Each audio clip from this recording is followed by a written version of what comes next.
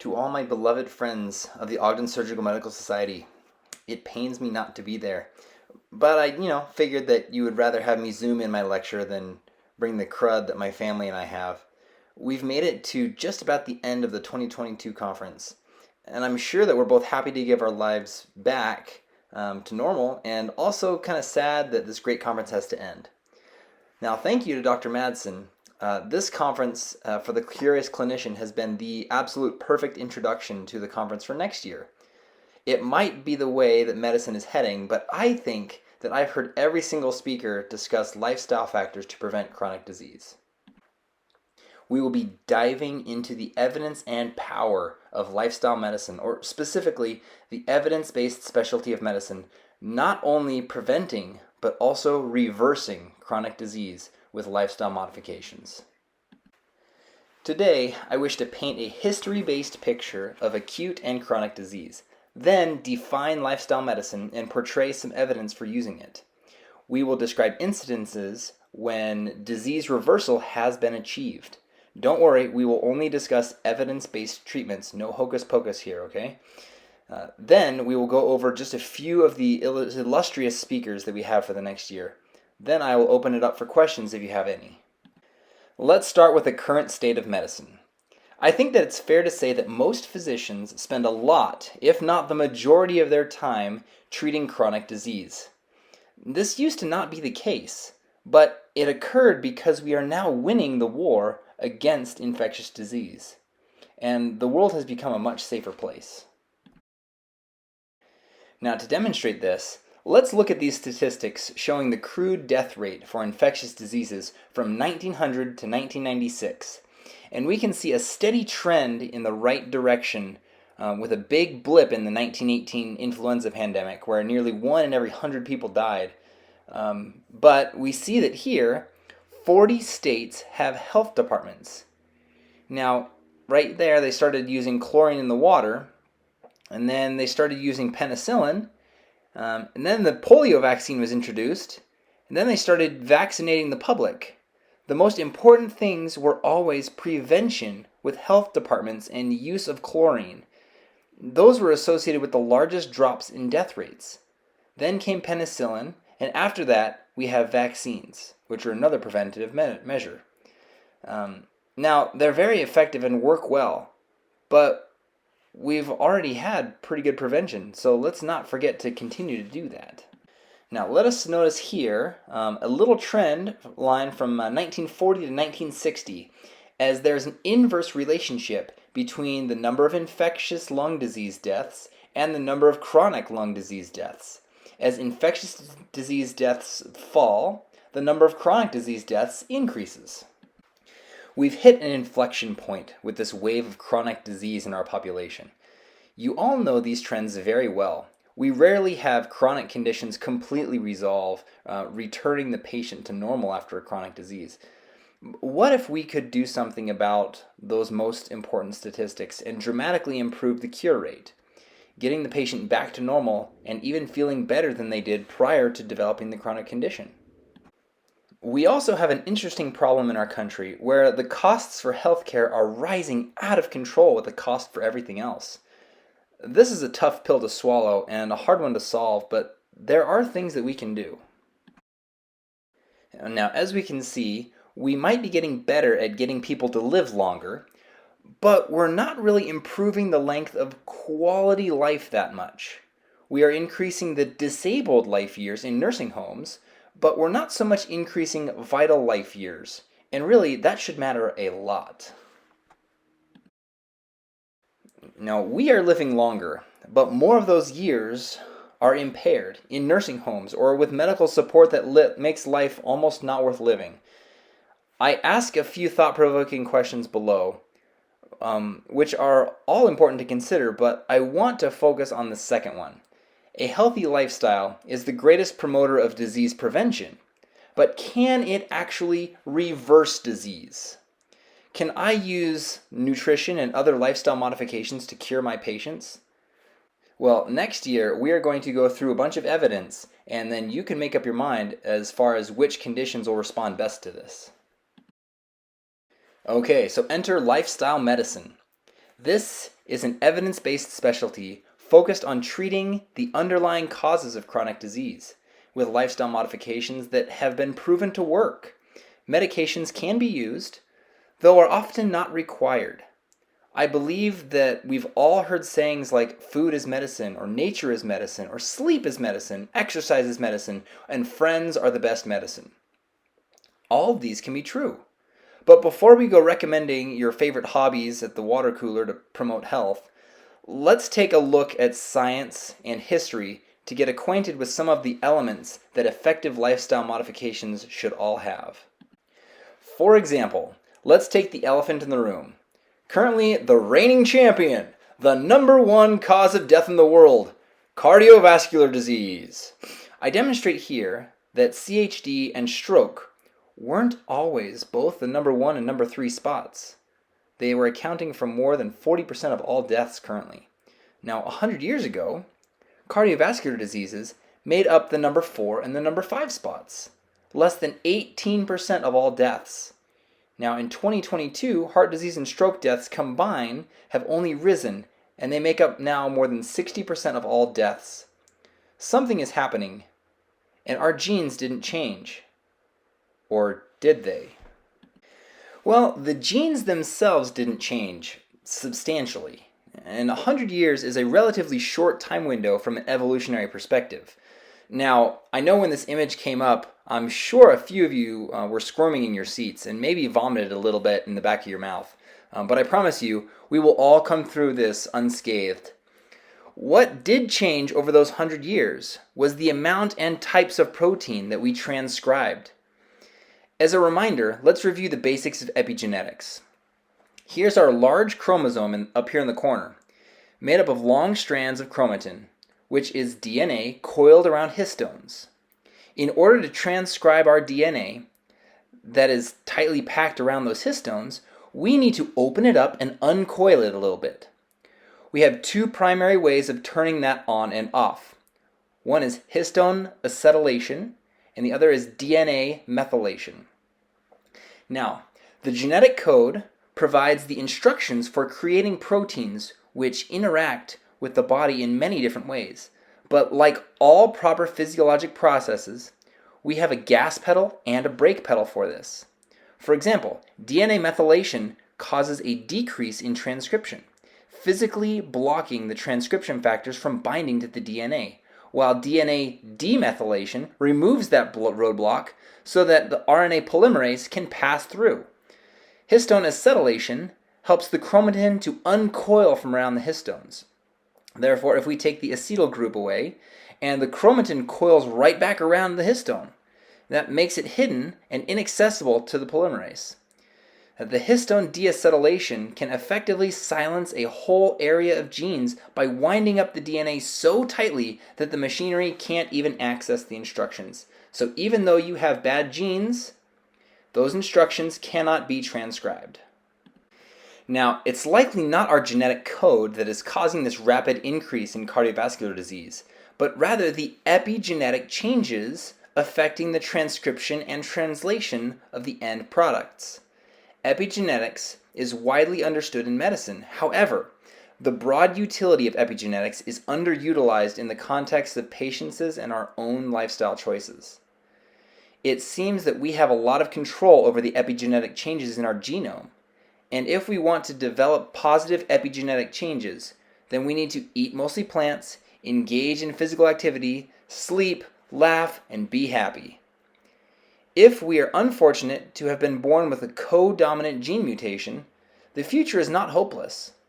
We have power to affect the transcription of our genes. So now, even monozygotic twins with the exact same DNA, we see epigenetic differences due to the different lifestyles and that are environmental, not genetic factors, which is the main determinant of epigenetic variance. So that leads us to the question of what factors will actually cause epigenetic changes. Now, these are all topics of whole entire conferences, which, if this piques your interest, the conference for the American College of Lifestyle Medicine is every November. But suffice it to say that there are primarily 6 lifestyle factors which modify epigenetic signatures and promote quality of life. These 6 lifestyle factors make up the 6 pillars of lifestyle medicine, which are diet, sleep, stress, social engagement, and risky substance use.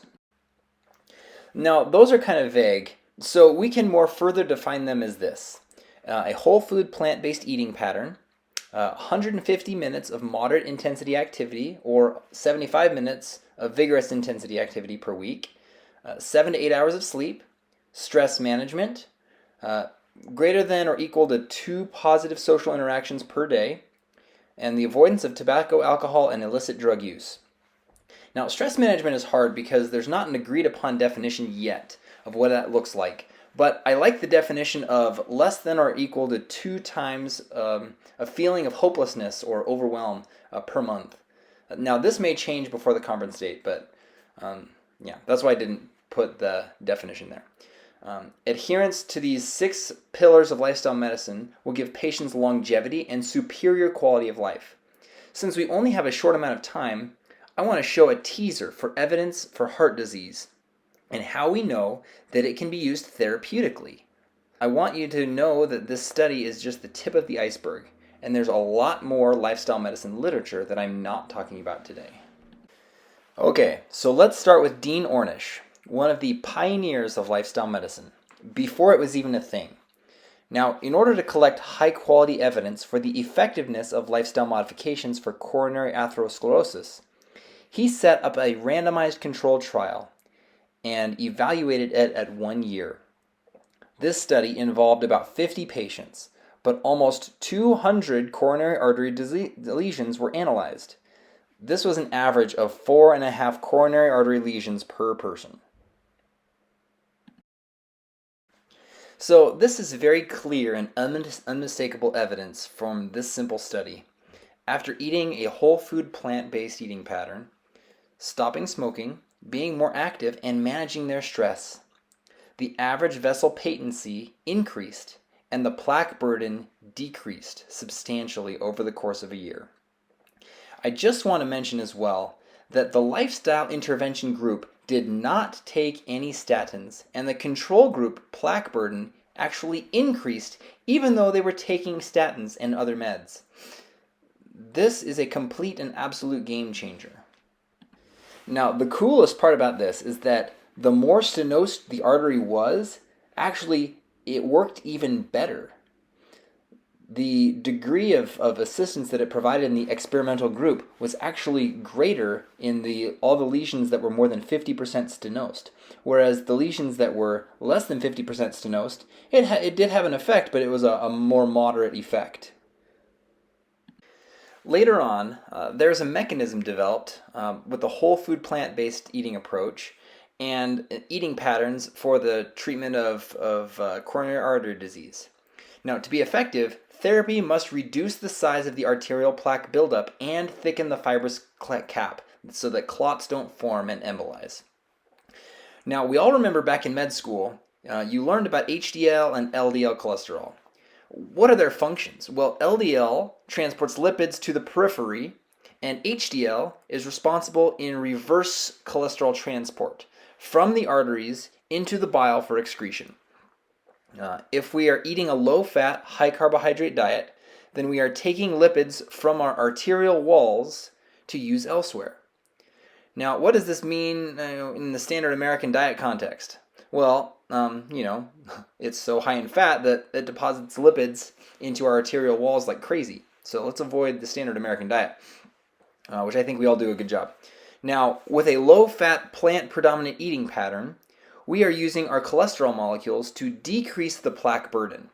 As the size of that plaque decreases, the fibrous cap also thickens, which strengthens the wall and reduces the risk of clots and emboli. Dr. Caldwell Esselstyn Jr., a cardiologist himself, asks a great question.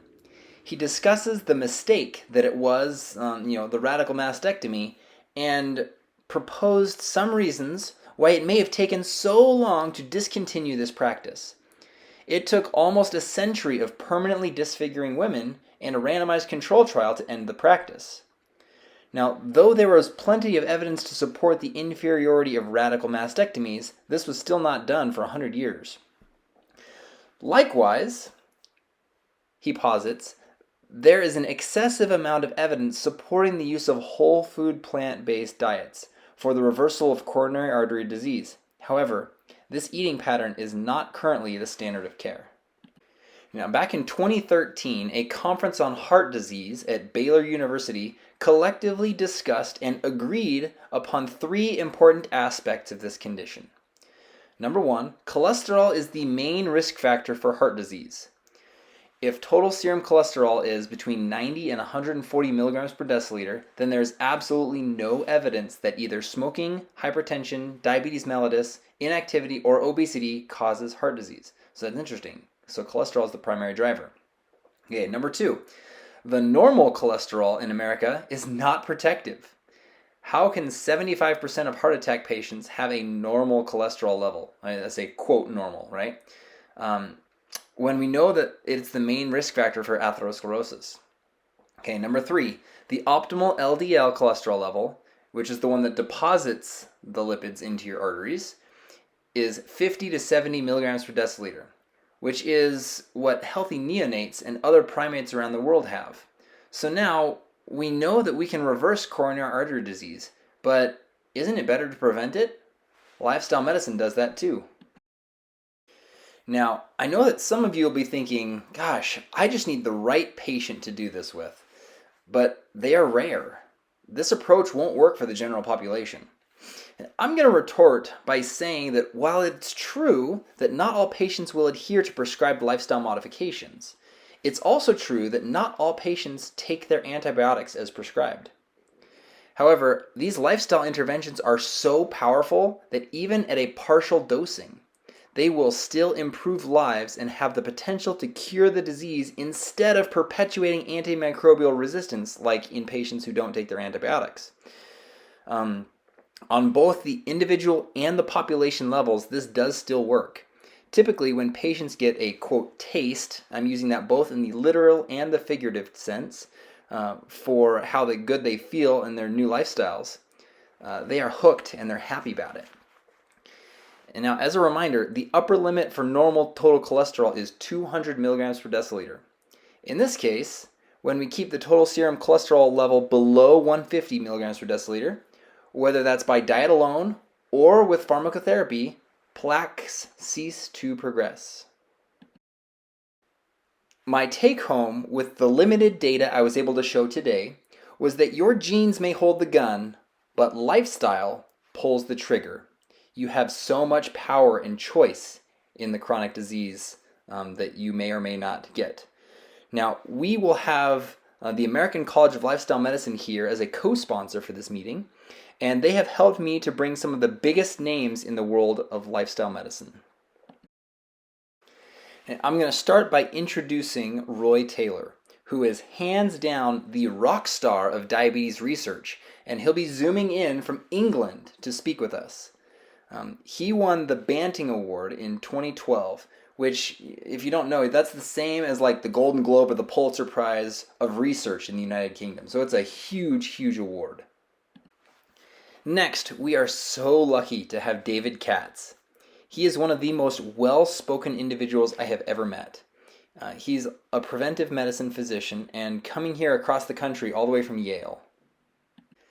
On Wednesday, our keynote will be internationally recognized speaker and 3-time New York Times bestselling author Michael Greger. If you want to learn more about him, please visit his nonprofit website, nutritionfacts.org. He has hundreds of educational videos written for both providers and consumers of healthcare. He is probably the world's leading expert on clinical nutrition, and he has testified multiple times in front of the Supreme Court. We are also very lucky to have Scott Stoll joining us. He is a physical medicine and rehabilitation physician and looks at lifestyle medicine from not only a preventive view, but also a rehabilitative perspective. He has his hands in so many things, but he's the co-founder of the Plantrition Project, the International Plant-Based Nutrition Healthcare Conference, the International Journal of Disease Reversal and Prevention, and the Regenerative Health Institute. He also does work for the Google Food Lab think tank, which I think is kind of cool. Next, we have the Queen of Lifestyle Medicine herself, and the President-elect of the American College of Lifestyle Medicine, Beth Frades. She is also a physical medicine rehabilitation doc and is coming across the country from Harvard. I think that her perspectives will be very useful for all of us, as she has studied and focuses on motivational interviewing strategies.